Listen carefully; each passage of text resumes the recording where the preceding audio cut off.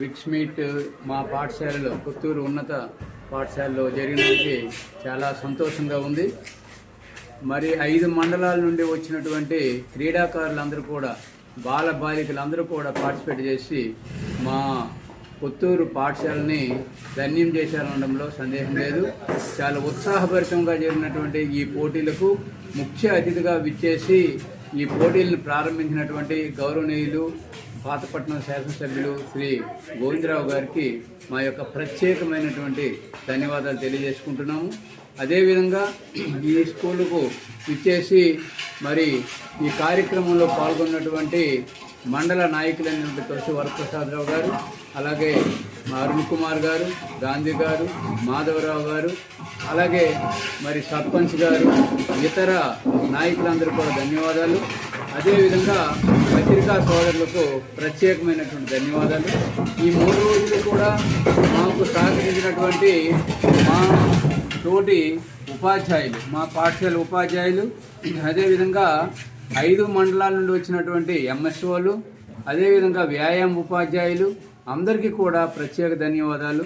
మరి ఈ 3 రోజులు జరిగినటువంటి ఈ ఉత్సాహభరితమైనటువంటి కార్యక్రమం నిర్వహించడం మాకు అదృష్టంగా భావిస్తూ మరిన్ని ఇలాంటి కార్యక్రమాలు దగ్గర కాకుండా సంవత్సరానికి ఒకసారైనా కూడా మా పాఠశాలలో నిర్వహిస్తే బాగుంటుందని మేము కోరుకుంటున్నాం. అయితే నమస్కారాలు. ఈరోజు మొన్న 10/12/2025 నుంచి పుత్తూరు గవర్నమెంట్ హై స్కూల్ గ్రౌండ్స్లో పాతపట్నం నియోజకవర్గ స్థాయి అంతర పాఠశాలల 76 గ్రిక్స్ పోటీలు ప్రారంభించబడినవి. ఈ గ్రిక్స్ పోటీలో గౌరవ మన స్థానిక శాసనసభ్యులు శ్రీ మామిడి గోవిందరావు గారు ఎంత ఉత్సాహంగా ఉల్లాసంగా ప్రారంభించారు.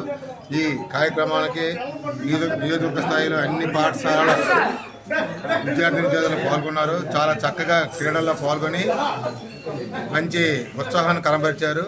ఈ కార్యక్రమాన్ని నిర్వహించినటువంటి మన Puttur government high school headmaster Shri Govinda Rao మాస్టారు ఈ 3 దినాల్లో పిల్లలకు చక్కనైన సమతుల్య ఆహారం ఇచ్చి మంచి మన వ్యాయామ ఉపాధ్యాయులచే బాగా ఈ కార్యక్రమం నిర్వహించారు.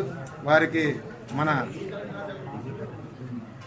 ఈ పుత్తూరు మండలం తరపున ధన్యవాదాలు తెలియజేస్తున్నాం.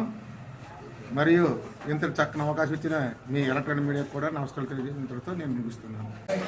పాల్గొనడం అనేది ముఖ్యం, గెలుపొందడం అనేది మన చేతిలో లేనిది. మన కష్టపడడం వల్లే మనం గెలుపొందుతాం. ఈనాటి వాటమి రేపటి గెలుపు కోసం నాంది పలకాలి. ఓడిపోయామని ఎవరు నిరాశ చెందరు, మా పిల్లలు ఎవరు నిరాశ చెందరు. ఎందుకంటే నిత్యం వ్యాయామ విద్య ఉపాధ్యాయ సంఘం తరఫున దేవుని తెలియజేసుకుంటూ ముగిస్తున్నాను.